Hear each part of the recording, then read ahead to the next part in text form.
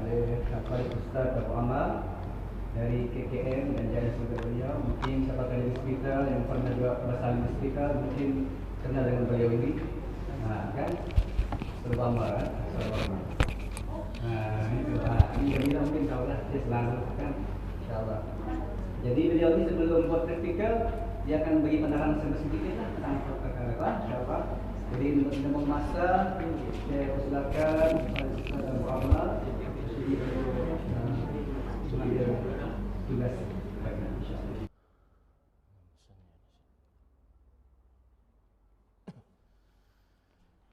Bismillahirrahmanirrahim. Ila hadratin Nabi Sayyidina Muhammad Rasulullah sallallahu alaihi wasallam. Thumma ila arwahi awliya'i bil qasil amjad wa qutbul fard ya utadil ard wa ya nujaba wa ya nuqaba wa ya badala wa ya atqiya wa ya mufarridun wa kullu waliyin wa latim masyarik al-ardh magharibiha wa ila hadrati Khidir alaihi salam wa syekhuna sultan al-fasil Syekh Qadir Jilani wa tajir al-fasil Syekh Syekh Syabandi wa khususun ila syekhuna wa mursyiduna wa radituna syamsul arifin. Al-Fatihah. A'udzubillahi minasyaitonir rajim. Bismillahirrahmanirrahim. Alhamdulillah. Ar-Rahmanir-Rahim. Maliki yaumiddin. Iyyaka na'budu wa iyyaka nasta'in. Ihdinas siratal mustaqim. Siratal ladzina an'amta 'alaihim ghairil maghdubi 'alaihim waladdallin. Amin. Alhamdulillahirabbil alamin wassalatu wassalamu ala asyrafil anbiya'i wal mursalin sayyidina wa maulana Muhammadin wa ala alihi wa washabihi ajmain. Subhanaka la ilma lana illa ma 'allamtana innaka antal alimul hakim. Rabbi syrah li sadri wa yassir li amri wahlul 'uqdatam min lisani yafqahu qawli. Qala Allah Ta'ala fil Qur'anil Karim ba'da a'udzu billahi minasyaitonir rajim. Kullu nafsin dha'iqatul maut wa innama tuwaffawna ujurakum yawmal qiyamah faman zuhzi'a 'anil nari udkhilal jannata faqad faz wa mal hayatud dunya illa mata'ul ghurur. Pertama-tama kita bersyukur pada Allah Subhanahu Wa Taala kerana dengan taufik dan hidayahnya serta pilihannya Allah, dengan izinnya juga dapat sama-sama kita berkumpul di masjid rumah Allah ini. Dan yang saya muliakan pengurusi masjid, apa nama masjid? Nur Rahman. Nur Rahman dan seluruh ahli jawatan kuasanya. Juga saya muliakan sahabat saya pengurusi majlis Ustaz Muda. Ini panggil saja Imam Muda. Dan juga sahabat saya Al-Fadil Ustaz Muhammad Ustaz Adnan bin Juldi telah membentangkan tentang kematian, kan, cerita bab kematian. Dan juga seluruh ahli-ahli peserta, ustaz, ustazah sekiranya ada, dan saya muliakan, dan juga seluruh ahli keluarga kampung semualah. Mudah-mudahan kita semua diberi kesehatan, keafiatan, rahmat dan hidayah daripada Allah Subhanahu Wa Taala. Alhamdulillah, syukur kita pada Allah Subhanahu Wa Taala kerana diberi lagi ruang, nafas, kesempatan untuk duduk dalam kursus pengurusan jenazah. Kursus pengurusan jenazah ni satu perkara yang sangat penting, walaupun hukumnya fardu kifayah. Orang sebut fardu kifayah, orang lain buat kita tidak payah. Tapi dia apabila ada sekelompok yang tahu buat, yang lain terlepas, walaupun hukumnya begitu, tetapi bagi kita orang Islam sebaiknya biarlah dalam satu keluarga itu ada yang mahir dalam pengurusan jenazah. Kerana apa, tuan-tuan? Sebab pengurusan jenazah kan dia ada tingkatan-tingkatan orang yang melakukan urusan jenazah yang sebaik-baiknya. Maksud saya, kalau isteri, suami sebaiknya. Kalau suami, isteri sebaiknya. Kan kalau ayah ibu, anak sebaiknya. Kan jadi bila dalam satu ahli keluarga itu tahu, kan maka seafdalnya ahli keluarga itu yang menguruskan jenazah itu, kerana sentuhan ahli keluarga dan juga sentuhan suami isteri tidak sama dengan sentuhan orang lain yang bukan keluarga kita. Betul? Setuju tak? Mana tu ada orang dah setuju. Jadi ustaz-ustaz imam tak payah pakai lah. Tak laku nanti. Kan? Tak juga. Tapi itu sebaik-baiknya. Ustaz-ustaz, imam-imam ni mereka boleh jadi orang bilang penyelias ya, ataupun monitor pengurusan sebab. Tapi kadang-kadang kita sudah kebiasaan bila berlakunya kematian di satu kampung, terus kalang kabut kita mencari mana imam, mana ustaz, kan? Mana imam, mana ustaz. Tapi sebenarnya kitalah yang perlu sediakan diri kita sendiri. Jadi untuk saya tidak membuang masa kita tu sangatlah berharga. Dan di sini saya ingin menerangkan, tadi sudah dicerita bab kematian, tentang 4 perkara lah yang biasa kita melakukan kan semasa pengurusan jenazah. Kalau ikut ini part saya ni bengkel kan, tapi sebelum kita bengkel ni dia ada praktikal lah juga. Ada? Ya? Ada membuatkan nanti. Ada kan? Jadi kita kena bagi masa diterangkan dulu sedikit baru kita buat praktikalnya. Bengkelnya.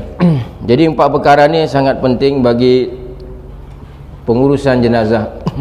Pertama, dimandikan, kan? Ini saya tidak panjang-panjang lebar lah sebab masa kita kan kalau diurai panjang-panjang lagi nanti masa kita mencemburui. Pertama dimandikan, dan kedua dikafankan, dan ketiga disembahyangkan, ya? Dan yang keempat dikebumikan. Jadi kita balik pada yang pertama, dimandikan, dimandikan jenazah kan. Jadi sebab tu ada disebutlah hadis Nabi SAW, apabila berlakunya kematian, apabila berlaku kematian sebaiknya disegerakan pengurusannya. Ini pun banyak berlaku permasalahan antara ahli keluarga, melainkan bagi orang-orang yang faham lah kan. Kalau dia faham agama, dia ingat hadis Rasulullah mengatakan sebab apa kematian itu perlu dipercepatkan kan. Ada berapa perkara kata Rasulullah masa hidup di dunia ini yang perlu dipercepatkan, dan salah satunya adalah kematian. Jadi kita cerita bab mandi, memandikan. Kalau dia jenazah, apa niat mandi jenazah? Niat lafaznya nawaitul ghusla li hadzal mayyiti lillahi ta'ala. Itu lafaz. Kalau tidak boleh Arab, Melayu pun boleh kan. Saja aku mandi ke atas jenazah ini kerana Allah Ta'ala. Jadi Ustaz ada kan niatnya? Ada. Nawaitul ghusla li hadzal mayyiti lillahi ta'ala. Kalau perempuan nawaitul ghusla li hadhil mayyitati. Itu beza. Perempuan hadhihi, kalau laki hadza. Kalau hadzal mayyiti laki, kalau hadhil mayyitati perempuan. Itu lafaz lah kan. Jadi walaupun kita tidak tahu, tapi kita belajar kan, kita berusaha belajar. Ustaz kami mana pandai Arab, mengaji di bata pun dah lepas kan. Jadi kita belajar mengaji dulu, baru kita belajar hafal. Kalau tidak dapat dia punya Arab, Melayu lah, niat Melayu saja aku mandi ke atas jenazah ini kerana Allah Ta'ala. Jadi kita jurus jenazah, ratakan air ya. Ratakan air ke seluruh badan. Kemudian sudah kita ratakan air, baru kita kasih istinja lah kan? Ratakan air seluruh badan, kita kasih basah dulu yang pertama. Ini biasa kita selalu buat. Saya cerita ni yang biasa kita selalu buat lah kan. Kita selalu buat dengan niat begitu. Lepas tu kita siram sekejap, kena kasih basah dulu air. Sebab ada pepatah orang tua-tua kata bila air kena pada jenazah ni dia lembut sikit dia punya badan kan. Jadi senang Allah permudahkan. Tapi bergantunglah kepada keadaan, itu pun izin Allah juga. Nanti bilang Ustaz tak kami siram air masih juga mengeras. Nah itu Ustaz saya sebut, itu pun izin Allah Ta'ala juga. Jadi bila kita sudah kasih rata air, kemudian kita kasih siram, baru kita istinja. Istinja menggunakan dengan tangan kiri. Dan apa niatnya? Nawaitul istinja li hadzal mayyiti lillahi ta'ala, sama jugalah. Itu Arab saja, aku istinja ke atas jenazah ini kerana Allah Ta'ala. Dan jadi kita istinja suci. Dan sebab itu sebaik-baiknya ahli keluarga ataupun suami ataupun isteri, kalau anak kita meninggal kita yang buat kan, Sebab sentuhan kita tu tidak sama dengan sentuhan orang lain, kan? Sebab apa? Kita mandikan jenazah ni, kata Rasulullah, kita mandikan jenazah ini seolah-olah orang itu hidup. Cuba kita bayangkan orang itu hidup, kemudian kita kasih mandi, kita main geradak saja. Ini bahasa kita lah kan. Kau buka, kasih mandi, kau ambil air, kau jurus tu ke setinjanya, pap. Kalau dia hidup, orang ni nasibnya aku jasadku tak boleh bergerak sudah. Kalau masih boleh, gatal juga tanganku ni kan.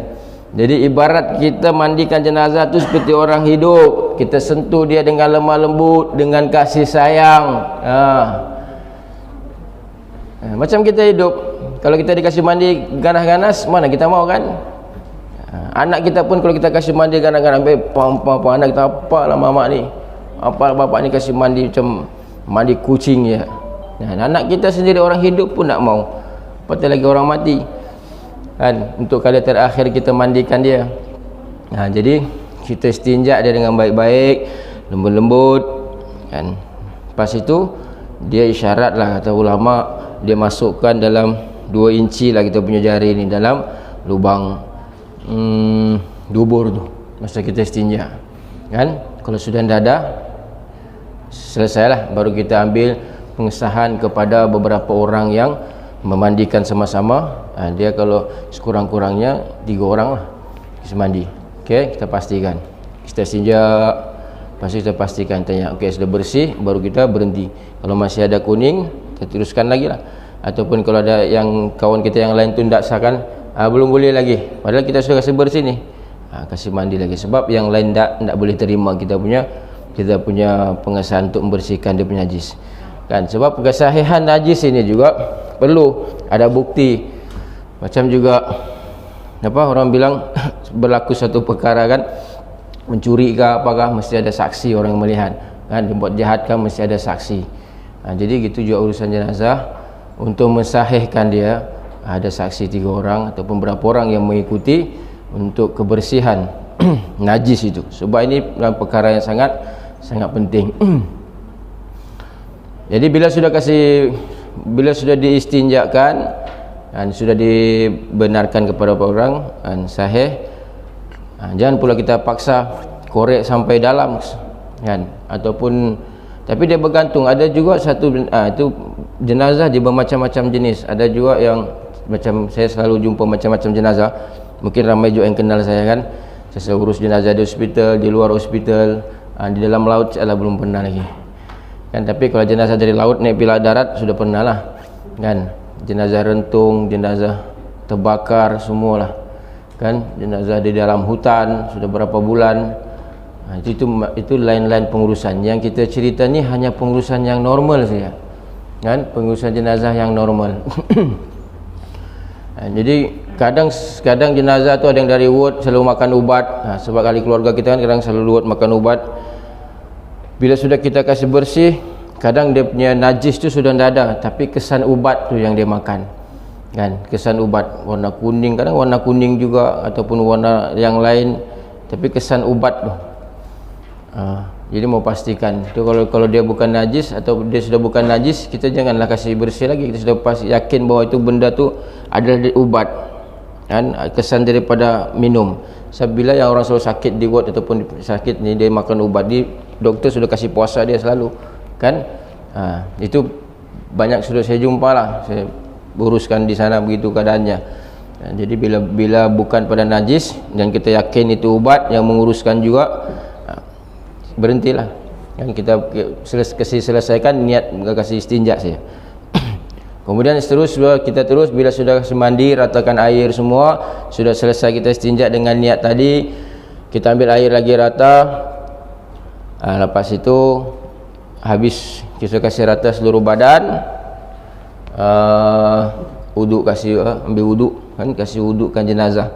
Dan bila kasih wudukkan jenazah macam biasalah kan. Ada juga orang yang buat yang ambil yang wajib saja pun boleh, tidak masalah. Mau ambil yang sunatnya sekalipun boleh, tidak masalah. Yang masalahnya kalau bergaduh kan. Yang masalahnya kalau bergaduh. Sebab kena pengurusan jenazah banyak kepala, masing-masing mau jadi taiko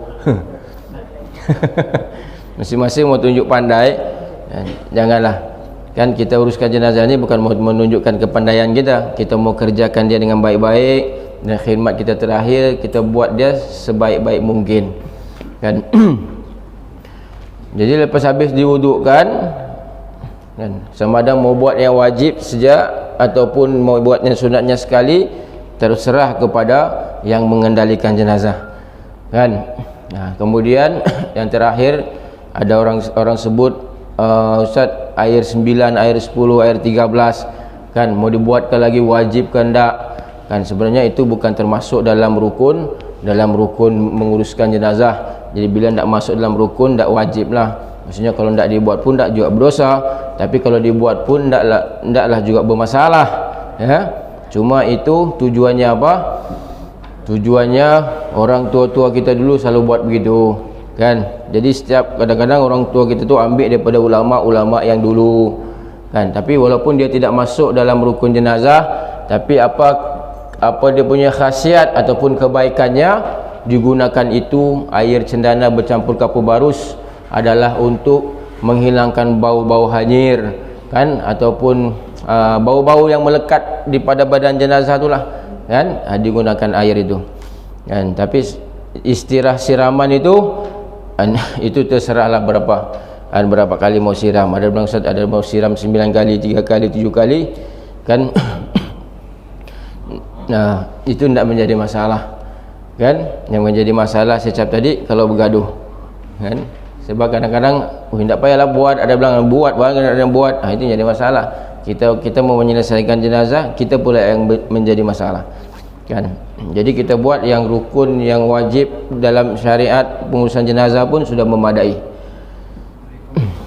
Jadi selesai bab memandi, kemudian kita masuk kepada, selepas sudah selesai mandi, kita pindahkan untuk dikafankan. Jadi untuk dikafankan sebelum dikafankan, kain kafan biasanya kita telah buat kain kafan dulu, kan, dalam pengurusan jenazah. Sebelum kita kasih mandi, untuk melancarkan pengurusan, jangan kita kasih mandi dulu. Pas sudah mandi baru kita mau gunting kain, kan. Nanti kalang kabut kita. Kenapa kalang kabut? Jenazah sudah selesai, kain baru mau digunting, kan. Sempat lagi orang tidur sekejap baru siap. Dan kalau jenazah pun sempat lagi makan tengah hari kan. Jadi maksudnya kita kain kita gunting dulu, kita ukur dulu bagus. Jadi yang selalu kita buat kain ini berapa dia punya lapisan. Ada yang buat 3, ada buat 5, ada buat 7. Tapi yang kita selalu guna sekarang ini yang masyhurnya 3 lapis kain kan. Kalau perempuan berapa lapis kain? Ada yang buat 5, ada yang buat 7. Maksudnya dia punya angka tu ganjil lah. Senang kita ingat angkanya ganjil, lapisan kain ini. Lelaki pun kalau mau buat 5, 7 pun tak juga masalah, tak bilang haram berdosa. Dia bilang Ustaz itu perempuan punya, terserah. Kalau kainnya kan serang kain banyak, kan. Cuma yang masyhur selalu dibuat kita sekarang ini 3 lapis. Sebab kain pun bermacam-macam saiz, kan. Ada yang kecil begini, ada yang besar begitu. Terserah. Jadi saya bilang yang penting bab pengurusan jenazah ni, kalau kita semua satu hati bekerjasama, baiklah perjalanannya. Sebab banyak khilaf, buat begini. Satu saya yang dah boleh bergaduh kan. Jangan bergaduh. Jadi sebab kalau bergaduh nanti bukannya kita bertambah menyelesaikan orang, kita lagi yang mau diselesaikan. Jadi kita balik pada mengkafankan jenazah. Bila sudah kita gunting kain, buat 3 lapis, kan. Kalau perempuan pun buat 5 lapis, kan, 3 lapis pun boleh, kan. Ada termasuk setelekungnya lagi, kan, dengan kainnya lagi. Kemudian digunting, tali itu dibuat daripada kain yang biasanya, kan, yang kain yang kita pakai, kan. Tapi pada zaman Rasulullah pula adakah kain-kain begitu? Nanti orang fikir Ustaz kalau di satu kampung yang ada macam-macam peralatan ni. Sebab memandikan jenazah itu kan ada satu set. Kalau kita di sini mau beli semua memang lengkap, kan. Tapi kalau di satu kampung yang di hulu, bangsa mau pergi bandar 2 jam, pulang balik 4 jam. Jadi kalau mau tunggu itu barang baru mau dibeli, hendaklah selesai kan. Tapi yang penting wajib, yang penting ada kain putih lah. Ada kain putih pun boleh jalan kan. Yang lain itu semua aksesori, ibarat kereta aksesori. Itu aksesori kan, nah tambah-tambahan. Cuma kalau ada sebaiknya dipakai. Tapi kalau tidak ada apa boleh buat. Nanti gara-gara cendana tidak ada, tunggu sekejap, aku mau pergi beli dulu di bandar, tunggu 1 jam. Cendana siap tidak ada 1 jam, menunggu lagi itu jenazah. Siaplah jenazah itu menunggu lama-lama, padahal kita mau selesaikan dia dengan baik. Dia semua ada hikmahnya. Kenapa Rasulullah suruh segerakan kan? Sebab takut-takut nanti manalah tahu ada keaiban masa menguruskan itu tidaklah tersebar ataupun ternampak kan. Jadi tuan-tuan, puan-puan yang dimuliakan oleh Allah Subhanahu Wa Taala, balik pada perkapanan tadi, tali dikoyak daripada kain yang kita guna kan, wajib ke?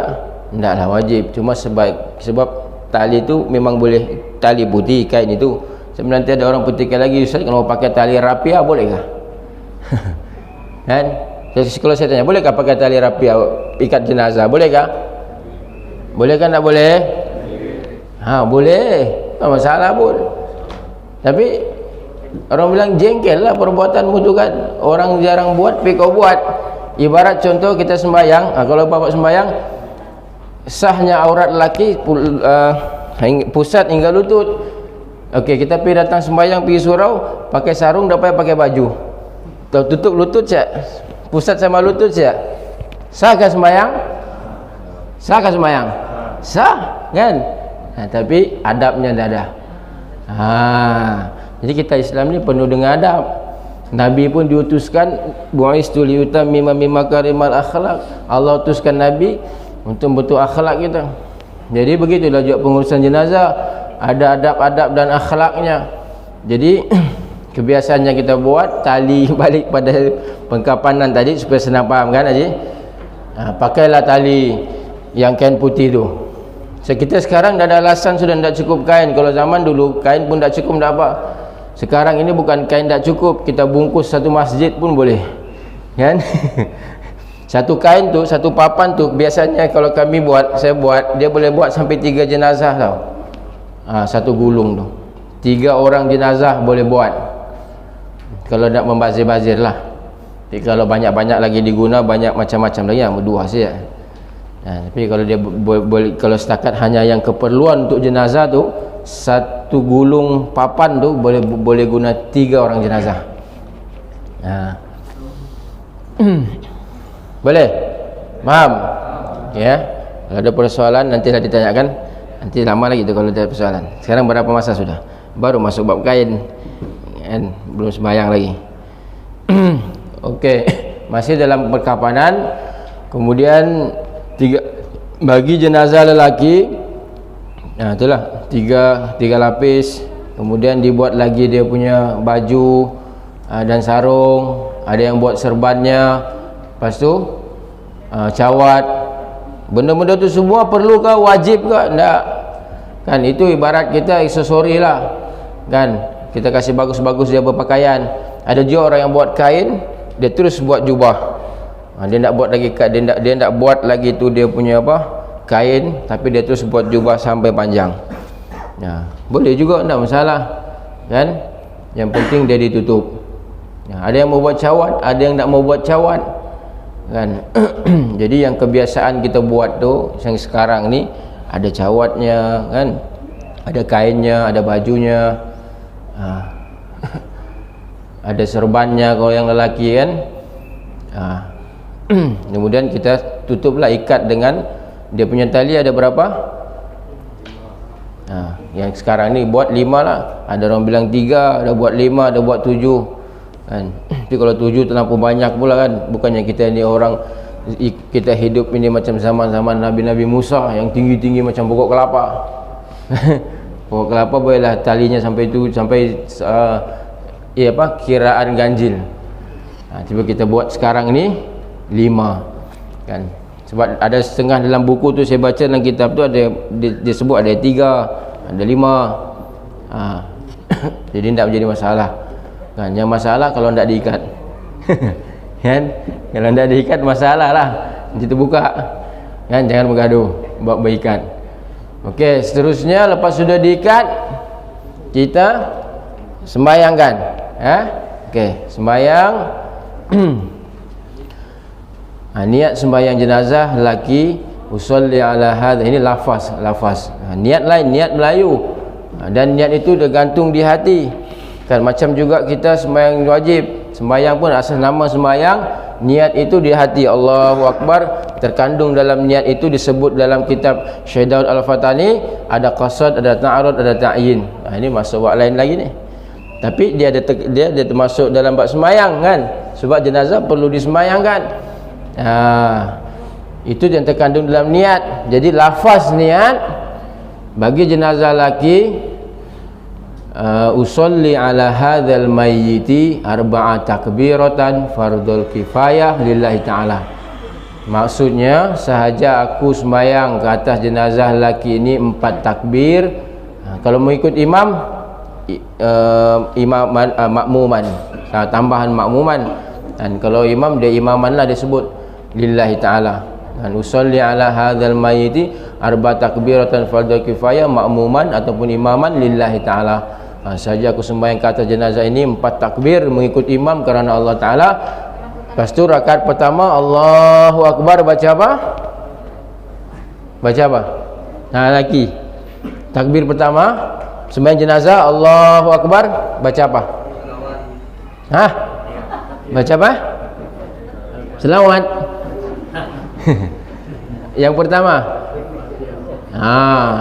baca. Kaum wanita apa? Takbir pertama baca baca Fatihah. Mana sesembahyang kalau ada Fatihah, walaupun sunat, Fatihah penting dulu kan. Jadi baca Fatihah takbir pertama, sebab solat jenazah ni ada 4 takbir. Takbir pertama Allahu Akbar, baca Fatihah. Lepas tu takbir kedua Allahu Akbar, baca selawat Nabi kan. Apa dia selawat Nabi? Kalau siapa yang tak pandai selawat Nabi ni, dah lama jadi labi-labi. Ya, kena kasih makan labi-labi ni. Selawat Nabi sekurang-kurangnya Allahumma sholli ala Sayyidina Muhammad. Itu tu paling koman lah orang bilang. Paling tak tahulah tu. Dan tapi sebaik-baiknya baca apa? Baca apa? Selepas selawat Nabi, sebaik-baiknya itu paling kurang kalau masalah Sayyidina Muhammad. Sebaiknya baca tahiyat akhir. Allahumma shalli ala sayyidina Muhammad wa ala sayyidina Muhammad, dan kama shallaita ala sayyidina Ibrahim wa ala sayyidina Ibrahim, wa barik ala Muhammad wa ala Muhammad kama barakta ala Ibrahim wa ala Ibrahim fil alamin innaka Hamidum Majid. Itu yang terafdolnya. Faham? Kan kita sehari-hari sembahyang 5 waktu mestilah kita baca tahiyat akhir. Jadi takbir kedua baca selawat ke atas Nabi sekurang-kurangnya yang tadi, dan sebaik-baiknya baca tahiyat akhir hingga fil alamin innaka Hamidum Majid. Kemudian takbir ketiga Allahu Akbar, baca apa? Allahumma ghfir lahu lagi. Warhamhu, sekurang-kurangnya itu dibaca Allahumma ghfir lahu warhamhu wa'afi anhu. Doa takbir ketiga ni doa ke atas jenazah. Jadi doa khususnya yang itulah yang ada dalam kitab-kitab, buku-buku kan, buku-buku jenazah. Allahumma ghfir lahu warhamhu wa'afihi wa'fu anhu, itu sekurang-kurangnya. Sebaiknya sambung kalau dapat hafal, wa akrim nuzulahu wa wasi' badkhalahu wa ghsilhu bil ma'i wasaj wal barad wa naqhi minal khotoya sampai habis, wa'idhu min adzabil qabri wa fitnatihi min adzabin nar. Itu sebaik-baiknya kan. Kalau yang muda-muda lagi masih ni, hafallah, belajar kan. Jangan kita malas hafal Quran ataupun hafal ayat-ayat yang apalagi mengenai dengan sembahyang. Ya, sebab kita ni orang Islam. Orang Islam kena banyak menghafal. Belajar Quran dulu baru menghafal. Kan? Supaya kita beramal ibadat dengan yakin seperti yang telah diterangkan kepada ustaz kita tadi, kan. amal ibadat kita tu kena betul-betul. Okey, kita balik tadi sudah doa ke atas jenazah. Tapi ustaz, kalau kami tak hafal Arab, macam mana ni tu? Bahasa apa? Kalau tak boleh Arab, pakai bahasa Bajau, pakai bahasa Bugis, tersuluk kah? Tak apalah, kalau tak hafal Arab, doa Melayu je lah, kan, dalam hati. Tapi cakap suluk Bajau pun Allah faham juga apa? Allah faham semua bahasa. Sebab dalam takbir yang ketiga tu hanya dituliskan, memang ditulis itu doa ke atas jenazah. Tapi yang khususnya yang itulah, semua sebaik-baik doa ni Arab. Doa Arab kan, sebab bahasa Quran dan bahasa syurga, dan kata Rasulullah dia orang Arab. Kalau kamu tu ada dalam hadis Nabi kan, kita mencintai Rasulullah ni ada 3. Kata Rasulullah mencintai Arab, mencintai orang Arab ni ada 3. Pertama, kalimah Arab ni kerana dia adalah bahasa Arab ni bahasa Quran, kan, dan juga dia juga bahasa syurga, kata Rasulullah, dan aku ni orang Arab, yang kata Nabi. Jadi itu salah satu kita cinta kepada Arab. Jadi seterusnya takbir keempat, Allahu Akbar, doa ke atas jenazah kan. Doanya yang khusus, Allahumma la tahrimna ajrahu wa la taftinna ba'dahu wa ghfir lana wa lahu, sekurang-kurangnya. Dan sebaik-baiknya sambunglah, wa ikhwali ikhwanina alladzina sabaquna bil iman wa la taj'al fi qulubina ghillan lil ladzina amanu rabbana innaka ra'ufur rahim. Itu doa yang keempat. Jadi kalau tak tahu doa Arab, doa Melayu lah. Yang penting kita doa baik-baik untuk jenazah tu, kan? Ya Allah tu memahami semua bahasa, kan? Habis mandi, kemudian kita apa? Mandi lagi, habis sembahyang. Lepas sembahyang, biar saya lah situ, pulanglah semua. Dia apa? Dikebumikan, kan? Jangan pula sudah habis jenazah, sudah dikasih sembahyang, baru kita mau gali kubur. Sempat lagi jenazah tu bermalam di situ, kan? Menunggu lagi dia lama-lama. Jangan kita perlamakan, kita segerakan. Sebab tu kena bergerak terus semua. Tu sebelum mandi atur kain dulu. Dalam masa sama aturkan terus kontak kuburan. Okey, ke gali kubur, ada jenazah mau dikebumikan ni hari. Jadi perjalanan tu cantik, kan? Kecuali ada halangan-halangan yang kita tidak dapat elakkan. Sebab kita tu merancang, tapi sebaik perancangan Allah Ta'ala juga, kan? Kita tidak tahu apa halangan yang kita hadapi. Cuma kita mengharapkan dipermudahkan urusannya dan dipercepatkan. Tapi kekuatan kudrah kita itu bergantung dengan Allah, kan? Jadi yang terakhir kita kebumikan. Jadi sunatnya bila bawa jenazah masuk liang kubur, baca apa? Bismillahirrahmanirrahim, Rasulillah, itu doa lah, kan? Bismillahirrahmanirrahim, Rasulillah, baca doa. Jadi ini pun banyak khilaf juga ni, kan? Ada yang pas angkat jenazah, ustaz, lepas disembahyangkan baca Fatihah kah lagi? Itu pun tidaklah wajib, kan? Tidaklah disuruh, tidak ada dalam rukun menguruskan jenazah. Itu perbuatan ulama-ulama kita dulu. Jadi ulama-ulama ni bukannya orang sembahyang, orang sembarang, kan?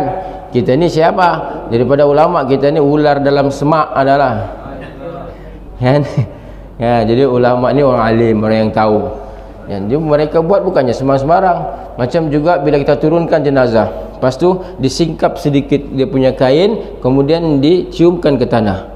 Apakah itu perbuatan rukun dalam jenazah? Tidak, bukan wajib. Tapi ulama buat itu ada hikmah di sebaliknya. Saya pun tengah mencari juga, adakah dalil-dalil khas perbuatan demikian? Tak ada. Faham? Tapi jangan bergaduh pula pasal itu. Ada orang mau buat, lantak dia lah, dia mau buat. Ada orang tak mau buat, biarlah dia. Tapi kita yang kebiasaan ini, sebab kita di Nusantara ni, dan yang pengikut ahli sunnah wal jamaah ikut mazhab Syafi'i, ulama-ulama kita pun buat begitu. Disingkapkan sedikit muka, kena diciumkan ke tanah. Kenapa? Tujuannya sebab kita asal pada tanah, kembali pada tanah. Kenapa kita asal tanah? Sebab bapa dan nenek moyang kita Nabi Adam. Kan? Jangan kita fikir yang kita asal daripada perut ibu. Itu memanglah dia punya permulaan. Tapi yang asal-asal manusia yang Allah ciptakan, Nabi Adam daripada tanah, dan kita pun kembali pada tanah. Faham? Jadi ustaz lepas tu mau diazankan lagi. Ada ni pun perkara ni menjadi satu hal-hal juga ni. Ada muazan dan tak azan. Lepas tu bergaduh, berparang gara-gara mengazan sejak dikubur. Tak masuk akal. Kalau bergaduh pasal juta-juta, okeylah, boleh diterima. Kan? Ini perkara yang tak, kan? Jadi itu bercanggah. Kan? Bukanlah dia tidak juga hukumnya haram. Nah, tapi kita kena tahu apa maksud azan sebenar. Apa maksud azan sebenar? Kita boleh mengambil pandangan orang tua-tua kita kalau yang betul dari segi syariatnya, ataupun memang ada perbuatan ulama yang buat. Faham? Tapi perkara tu ulama tidak menyarankan, dan Nabi pun tidak ada sebut yang disarankan. Cuma kita mau tahu setiap perkara yang kita buat itu mesti ada maksud dan tujuannya. Jadi kalau kita azan, apa maksud azan? Azan ini memanggil orang semayang. Siapa yang semayang? Orang hidup ke orang mati? Orang hidup. Orang mati disembayangkan. Tapi pandangan orang-orang kita selalu bagi tahu bahawa ustaz, sebab kita ustaz lahir di azan, jadi mati pun kena azan. Lahir di azan itu memang ada Nabi sebut. Kerana apa? Sebab masa kita di alam rahim, kita di alam rahim, kita hanya mengenal Allah. Ruh kita hanya mengenal Allah, tidak kenal lain. Dan roh kita tu masa di dalam rahim, kita tidak kenal siapa-siapa. Walaupun ibunya makan dan termakan si baby di dalam tu, kan, tapi dia tidak kenal siapa-siapa. Yang dia kenal hanya Allah yang bagi dia rezeki. Jadi dalam apa orang bilang, ingatan ruh kita tu ataupun baby tu yang hanya mengenal Allah, bila dia keluar ke dunia, kenapa diazankan? Kalimat azan, kata ulama, supaya memperingati kembali semasa dia di alam ruh. Faham tak? Hanya kena faham. Memperingati kembali supaya dia ingat semasa di alam roh, dia semasa di perut, yang hanya yakinnya hanya pada Allah. Sebab bila dia sudah keluar ke dunia, dia nampak dunia macam-macam, nanti dia lupa pada Allah. Macam sekarang lah, berapa ramai manusia lupa pada Allah? Ramai, kan? Tak ingat. Padahal masa kita di perut, tak kira masa itu engkau Islam ke, engkau kafir ke, engkau apakah, tak ada cerita. Ketika itu semua baby yang ada di dalam, ruh yang ditiupkan di perut ibu, yakin Allah yang beri rezeki. Sebab tu sebelum ditiup ruh, Allah sebut dalam Quran, alastu bi rabbikum. Masuk ceramah lagi. Adakah kamu mengaku aku ni Tuhan? Apa kita jawab? Semua ruh-ruh ketika itu apa dia jawab? Qalu bala syahidna ya Allah, kami saksikan wahai Allah, engkau adalah Tuhan kami. Tapi bila sudah lahir ke dunia, bagi mereka yang agama Hindu, maka dia lahirlah dengan agama Hindu. Bila dia lahir dengan agama Cina, dia hiduplah dengan Cina. Bila dia lahir agama Kristian, dia hiduplah dengan agama Kristian. Sebab didikan ibu bapanya. Bila kita lahir Islam, kita bersyukur pada Allah kerana kita dapat lahir daripada Islam. Tapi hakikat sebenar, dasar dalam situ tidak ada bezaan agama, hanya dia yakin pada Allah Ta'ala. Jadi balik pada yang kubur tadi, apa maksud kita azan? Jadi tujuan azan itu bagi orang yang hidup. Jadi jangan bergaduh. Tapi kalau orang mau buat juga, biarlah, ambil iktibar, cuma tidak digalakkan. Tapi mau buat tidak jadi masalah. Yang itu saya cakap tadi, yang penting jangan bergaduh. Tengok, dapat sudah dari sini. Betul lah, kan? Yang penting jangan bergaduh, kerana bergaduh itu boleh memutuskan silaturahim. Disebabkan perkara yang kecil, ramai umat Islam bergaduh pasal begitu. Kan? Pengalaman saya tuan-tuan, saya tengok, sebab kadang-kadang ustaz lagi suruh, ustaz tolong azan, ustaz lagi disuruh azan, imam disuruh azan. Jadi ustaz pun serba salah, mau buat monda. Kan? Kita kena tahu maksud perbuatan yang sebenar. Kan? Sebab kita ni selalu ikut-ikutan ibu bapa. Ustaz, nanti kalau kita tidak ikut, dia bilang orang tua-tua kita dulu, dia bilang nanti kita ketulahan. Ya, kita ketulahan sekiranya perbuatan yang ada dalam agama kita tidak buat. Kan? Tapi kalau yang di luar daripada, maksudnya perkaranya khilaf, boleh diperbaiki. Mau buat pun tak apa, tak buat pun tak masalah. Kan? Sebab bila kita azan, contoh balik pada tadi, sebab memang perkara ni di mana-mana pun berlaku, kan? Bila kita suruh azan, nanti orang yang mau azan, siapa sampai yang mau azan mesti disuruh ahli keluarga ataupun ustaz ataupun imam, kan?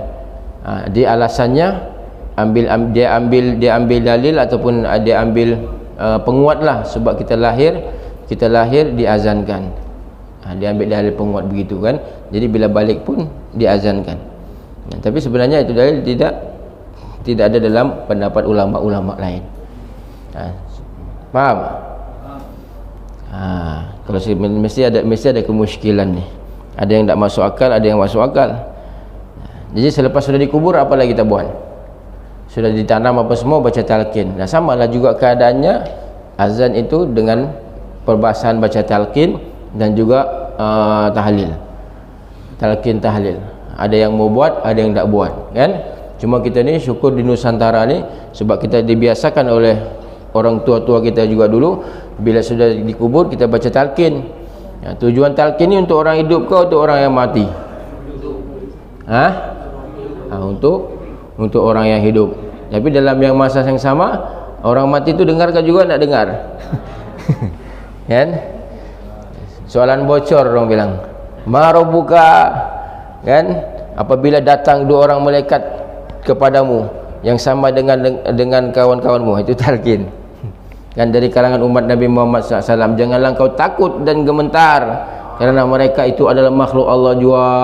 Apabila mereka datang dengan kau dan dudukkan kau, dan mereka berkata, siapa Tuhan kau, apa agama engkau, siapa Nabi engkau, mana kiblat kau, maka jawablah dengan keadaan yang tidak takut dan gelisah, Allah Tuhanku, kan? Ya, Quran imamku. Itu orang bilang soalan bocor. Kan? Tapi ketika itu kita boleh jawab macam mana? Siapa yang jawab? Adakah suara kita, badan kita? Itulah pentingnya amal-amal kita masa hidup di dunia. Yang jawab itu amalan kita, keyakinan kita pada Allah Subhanahu Wa Taala. Ilmu amal kita yang jawab. Kan? Jadi apa yang buat, sebab tu semasa kita di dunia, apa yang banyak kita buat itu yang kita bawa ke alam kubur nanti. Kan? Kalau kita kuat main bola sampai sembahyang pun tak, nanti kita mau mati kita ingat bola ya. Kalau main game, nanti mau mati ingat main game ya. Kan? Selingan-selingan, kan? Jadi kalau tanpa serius, nanti cerita bab mati ini orang takut terus, malaikat maut datang, kan? Jibril datang, kan? Tapi sebenarnya begitulah. Jadi sekarang bagian apa lagi? Itu habis 4 perkara. Ada praktikal ke bengkel? Ada kan? Okeylah, kita habis penerangan sedikit sebanyak, ringkas dan padat. Mudah-mudahan kita faham. Wallahu alam. Okey, saya serahkan kepada pengurusi ya, pengurusi MC. Alhamdulillah, terima kasih atas sini di atas pencerahan dan ilmu yang dicurahkan untuk pencerahan kita yang pertama kali. Mudah-mudahan kita dapat manfaat dan masalah diri dalam kita berkursus untuk pagi ini.